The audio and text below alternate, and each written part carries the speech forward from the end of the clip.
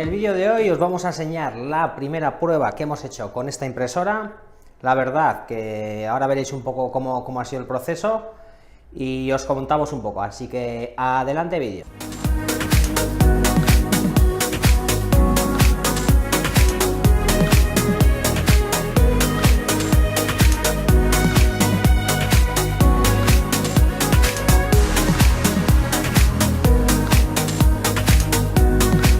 Intentar enseñar un poco de cerca. Es verdad que no se va a poder bien porque es un anillo de 14 milímetros de diámetro. La verdad que lo he sacado bastante pequeñito, pero la verdad que para ser nuestra primera impresión y la primera prueba con la impresora, pues el acabado ha sido increíble. Vamos a dar otra vez la vuelta. No sé si se puede apreciar muy bien.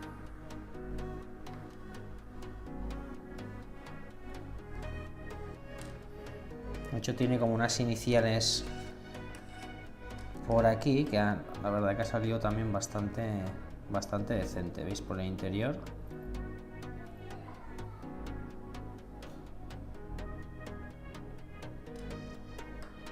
Bueno, pues la primera muestra ya la tenemos, ya hemos hecho la primera prueba con este mini anillo. La verdad que es difícil enseñaros el acabado final y la resolución final porque con la cámara que tengo, la verdad que ya habéis visto que no se ve muy bien. Esto en persona no tiene nada que ver. La verdad que para ser nuestra primera impresión con esta impresora, el resultado ha sido bastante bueno.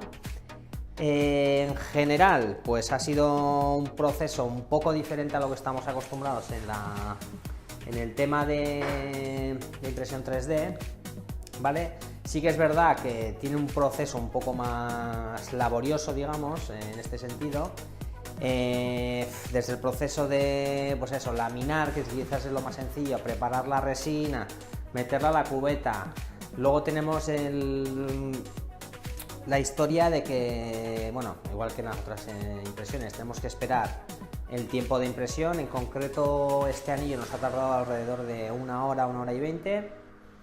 Ya veis que es muy pequeñito, esto en una impresora normal se haría en 5 minutos. Creo que imprime a 20 milímetros por hora, entonces ya veis que la diferencia es un poco más grande a lo que estamos acostumbrados. Por lo general, pues lo que os comentaba, acostumbrados al tema de imprimir con las impresoras, con las cartesianas, Delta, cualquiera que estamos acostumbrados de FDM, hemos notado más labor a la hora de, pues eso, de prepararlo. El tema de que si yo termino la impresión y no quiero hacer ninguna más, pues tengo que andar limpiando la cubeta. Después de que sacar la impresión hay que meterlo en alcohol durante 5 o 7 minutos. Después hay que curar la pieza, ¿vale? Hay que curar la pieza con una luz. En este caso nosotros todavía no lo hemos hecho porque no la tenemos. El proceso es, en realidad, lo que hace es curar, ¿vale? Y poquito más. Es demasiado pronto para deciros qué tal se comportaría esta impresora con diferentes impresiones. Por lo general, nosotros con esta primera impresión, ya os he comentado, muy contentos. Veremos al hacer cosas más grandes cómo se va comportando y nada, intentaremos subir prontito algún otro vídeo. Y lo de siempre, ser buenos e imprimir mucho. ¡Hasta luego! Code, plug the USB stick in a printer, select print, select your model, and select play. And here is a close-up look when DLP 3D printer is printing. It's very cool to see how they are totally different from FDM 3D printers. On the screen you can see the status bar in a percent and you can see remaining time.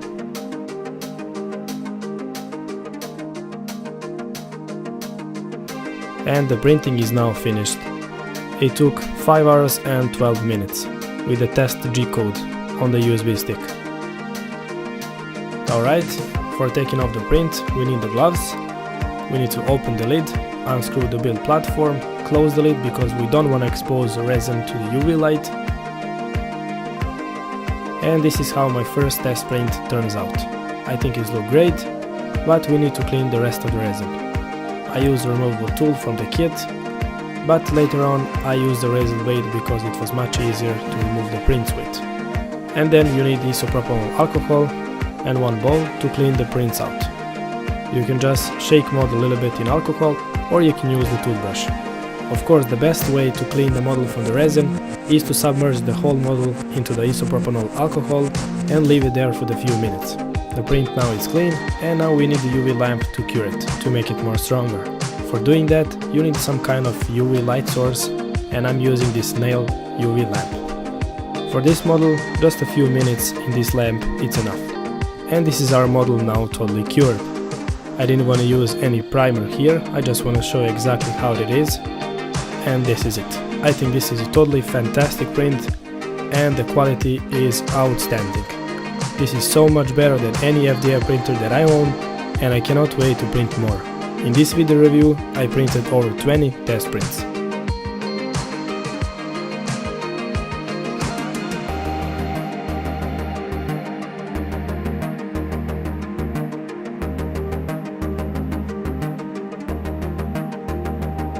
This time I submerged the print in an old glass and I leave it there for 10 minutes. And this is the results. 45mm medieval castle. I place the model on the mobile phone and I turn on the flash so I can show you guys all the details because it's very hard to see. This model turns out absolutely fantastic.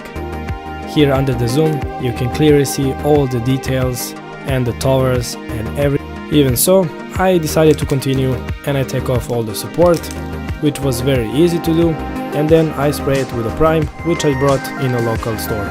When you prime the model, make sure that you go in a short burst instead of just pressing it and throw a lot of prime on it, because the more prime you add, the less details you're gonna get.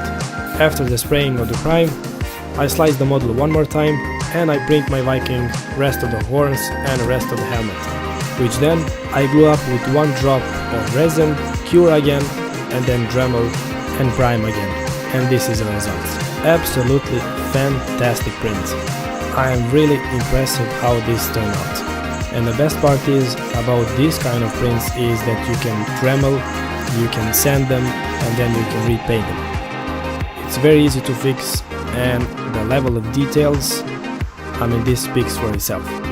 And if you are an artist, for example, you can add different colors and paint this model exactly how you want it and make it much more realistic than right now with this silver primer.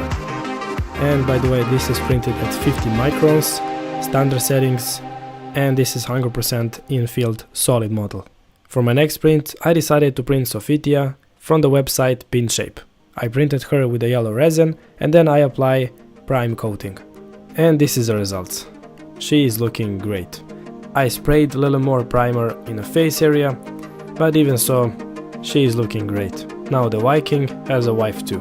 Now for my next print, I decided to print Eiffel Tower in a black resin, and this is the results. The Eiffel Tower looking absolutely great.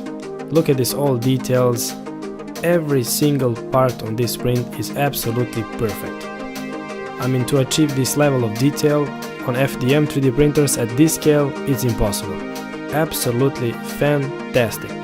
Even the fence is still there, not even one imperfection in this print that I found. And even the top is printed perfectly. Awesome.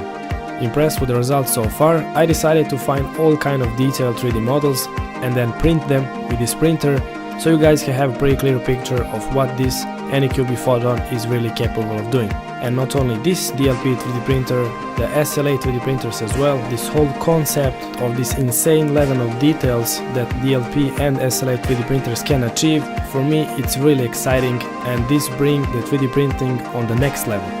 And the best part of DLP 3D printers is that they are closing that huge gap in a price between SLA and the FDM 3D printers, offering very similar print quality of SLA in much lower price point. I will be honest, it's a bit messy work and you will get your hands dirty. Resin is smelly, some more, some less depending on manufacturer, and you need the constant airflow to print in a small room, but level of the details and the print quality of this Anycubic Photon is absolutely insane. I was blown away how much you can scale down these models and still get awesome details. This machine is so well built in a compact size, simple design, and it's so easy to use, so you can achieve this amazing type of print quality simply by clicking on the button. You don't need any 3D printing skills for using this machine, because none of the printing rules of the standard FDM 3D printers is no longer apply on DLP or SLA 3D printers. Of course, you need to have some painting skills, but you don't have to prime or paint your models if you don't want to. Of course, you have to know that if you don't coat your prints with a prime or with a paint and you expose your prints to heavy UV radiation light for a long period of time, they will start to lose color and the structural strength. So that's why it's recommended to prime or paint your models to save them for overexposing to UV light. And one more small drawback that I have to mention is that in a slicing software there is no percentage of infill, because the model is being printed in a liquid, so you have to have hollow design models from the start if you don't want to print models in a solid form and save some resin. Some of the models may need drain holes to be printed correctly depending on the size or the model complexity. Look at this yellow beard model and the level of the details. It's simply amazing. And then, since I love the Hulk movie and especially the first part, I had to print the Hulk model, and I used the yellow resin and I had some support on the hands, and after I applying the prime coating I realized how great this model is printed. Look at these details of the muscles and on the body, it's really amazing. And I have to show you one more time this medieval castle, but this time I applied prime on it. At first I was afraid that because this model is so tiny it will lose some details, but to my surprise it looks even better than before. Now you can see everything. These tiny trees, bricks, fence, windows on the towers, rocks, pillars in the foundations. Really amazing design 3D model and amazing print quality of this Anycubic Photon. The spaceship from the Star Wars in a larger scale, and this time I printed in a tiny scale. How tiny? Well, this tiny. Here is the Millennium Falcon and every single detail is visible. To see all of these tiny details you practically need macro lens and a good light source to even see them all, because they are so tiny but they are all there. Cannons on a boat side, landing gear, main deck, everything. Now after this print I decided to go even smaller and try to find limit of this printer. I had to print this knife of Egypt again in almost micro size. And here it is. Size of just 1/3 of the finger, and still every detail is printed like in a full size. I was blown away with this amazing quality and almost microscopic level of details on this tiny model. And this is it. I have to say that for now Anycubic Photon is officially my favorite 3D printer, and I don't care if it's messy and I don't care if the resin is smelly. For this amazing print quality you have to make some sacrifice. I mean, look at this. You can even see what is inside his ears. Insane. And here they are, all 22 test prints that I printed with the new DLP 3D printer. Only thing now that I'm missing is some paint, and I got myself a new collection of the gorgeous prints thanks to my new Anycubic Photon. And on the end, can I recommend it? Definitely. This is awesome 3D printer.